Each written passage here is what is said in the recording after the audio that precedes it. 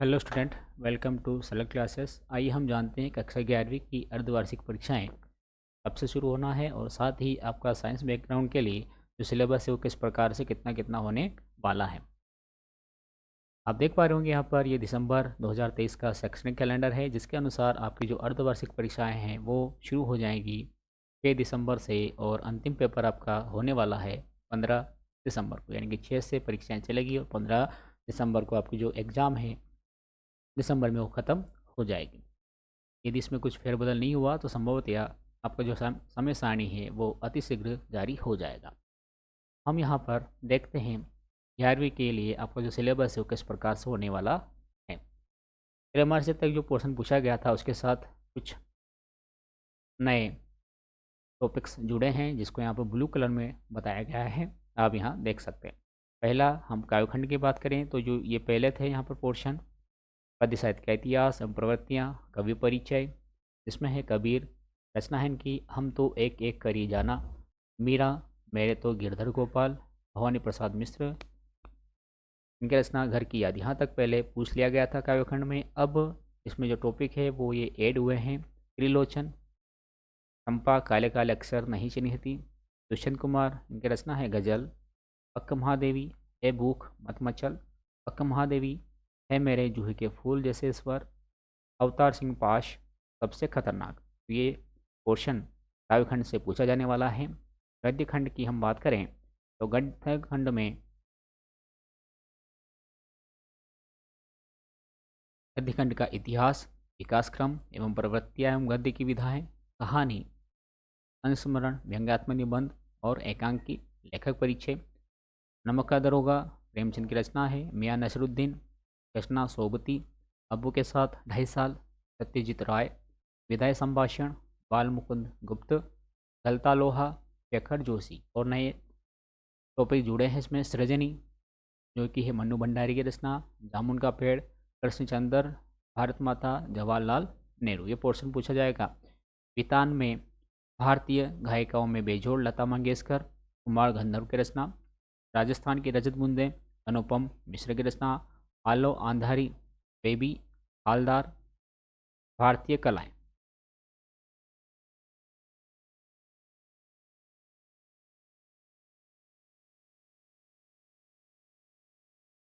फिर अभिव्यक्ति और माध्यम में जनसंचार माध्यम, डायरी लिखने की कला। और नया पोर्शन इसमें ऐड किया गया है वो है कथा पटकथा, पत्र लेखन एवं निबंध लेखन अभ्यास, कार्यालयी लेखन और इसकी प्रक्रिया, स्ववृत्त लेखन और रोजगार संबंधी आवेदन पत्र। व्याकरण में निबंध लेखन, पत्र लेखन, अपठित गद्यांश और पद्यांश, काव्य के भेद, इसमें है प्रबंध एवं काव्य के भेद एवं इसके उदाहरण, अलंकार जिसमें शामिल है वक्रोक्ति अलंकार, दृष्टांत अलंकार, इनके उदाहरण और विशेषोक्ति अलंकार। सार संक्षेपण है, विज्ञापन लेखन है, संवाद लेखन, अनुच्छेद लेखन, भाव पल्लवन, शब्द शक्ति, जिसमें का परिचय और इसके प्रकार है, शब्द गुण, इनके परिचय और इनके प्रकार हैं, रस परिचय, इसमें इसके परिभाषा, अंग, प्रकार एवं उदाहरण हैं रस के, छंद परिचय एवं प्रकार, जिसमें शामिल है रोला, मुक्तक छंद एवं गजल। साथ ही व्याकरण में ये टॉपिक्स ऐड हुआ है। मुहावरे, लोकोक्तियाँ, बिंब, विधान, शब्द युग्म एवं इसके प्रकार, शब्दों के प्रकार, क्षेत्रीय शब्द, तकनीकी शब्द, निपात शब्द, वाक्य परिचय हैं एवं इसके प्रकार है, रचना और अर्थ दोनों के आधार पर वाक्य के प्रकार बताने हैं एवं वाक्य परिवर्तन और शुद्धिकरण। ये हिंदी का था। अब हम देखते हैं इंग्लिश का सिलेबस। इंग्लिश में हॉर्नबिल प्रोस में हम बात करें तो यहाँ पर पहला है the portrait of lady, second we are not afraid to die, if we can all be together, third discovering Tut, the saga continue, fourth the adventure, fifth childhood और सिक्स्थ है सिल्क रोड। ये Hornbill से आने वाले हैं। Poetry में हम देखें तो यहाँ पर पहला है a photograph reading note making, the laburnum of the voice of the rain, fourth है birth, fifth the table of melon city, sixth father to son. Snapshot में the summer of the beautiful white house, the address mother's है। Grammar section में ये होने वाले हैं tense, determiners and articles, preposition, compound sentence, coordinates and clauses, modals, voice, verb, finite and non finite clauses. Clauses होने वाले हैं noun class, relative class, adverb class और नरेशन। राइटिंग सेक्शन की हम बात करें तो यहाँ पर होने वाले हैं poster making, formal letter, informal letter, notice writing, advertisement और रिपोर्ट राइटिंग। साथ ही एड हुए हैं इसमें article writing, invitation writing, speech and debate. Reading section में रीडिंग कॉम्प्रिहेंशन पहले भी था, अभी भी है। केमिस्ट्री, रसायन विज्ञान हम देखें तो यहाँ पर ये चैप्टर्स एग्जाम में आने वाले हैं। पहला, रसायन विज्ञान की कुछ मूल अवधारणाएं। दूसरा, परमाणु की संरचना। तीसरा, तत्वों का वर्गीकरण एवं गुणधर्मों में आवर्तिता। चौथा, रासायनिक आबंधन एवं आणविक संरचना। पांचवा, रासायनिक उष्मागतिकी। छठा, साम्यावस्था। सातवां, अपचयोपचय अभिक्रियाएं। आठवां, कार्बनिक रसायन के कुछ मूलभूत सिद्धांत एवं तकनीकें। और नौवां, हाइड्रोकार्बन। इसके बाद फिजिक्स में इस चैप्टर से शामिल है पहला, मात्रक एवं मापन। दूसरा, सरल रेखा में गति। तीसरा, समतल में गति। चौथा, गति के नियम। पांचवा, कार्य ऊर्जा एवं शक्ति। तो यहाँ तक का जो पोर्शन था वो त्रैमासिक तक के था।